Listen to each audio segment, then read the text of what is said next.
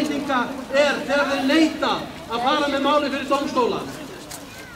Málið einfaldlega okkur ber engar lagalega skyldur til að ábyrgjast þessa skuld. Sá handaskapur sem þessi ríki hafa sýnt okkur ótrúlegur. Fyrst hryðjuverkalög settir í flokk með Al-Qaida og öðrum ribböldum og síðan krafist að við greiðum skuld sem engar lagalega forsendur eru fyrir að við greiðum. Ágætu fundamenn, hvað þýðir það fyrir okkur Íslendingar ef samningurinn yrði samþykktur eins og hann liggur nú fyrir? Jú, við þurfum að greiða 100 milljónir, 45 milljörðum á ári. Það þarf 80.000 skattgreiðendur til að standa undir þessum vaxtagreiðslum.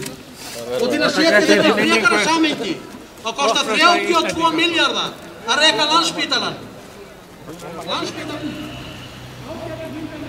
Þetta sagðist engum í ljóð.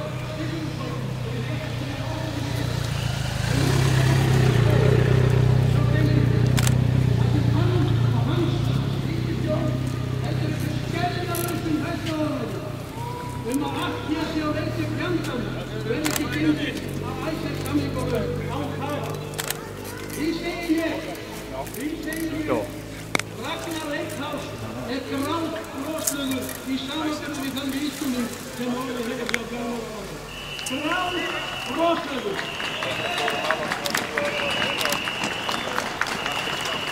Eins og ég sagði áðan, þá að krafa Íslendinga vera skýr.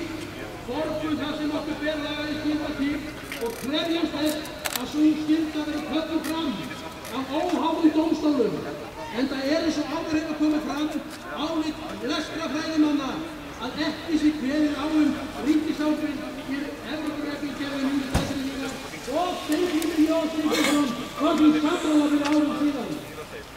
Öllum Skarphéðinsson, þá ágættir ráðherra, sagðist ekki vera tilbúinn til þess að gera kosningaforsetann í innanlandsferðinni. Þeir farið á það. Í þessu samhengi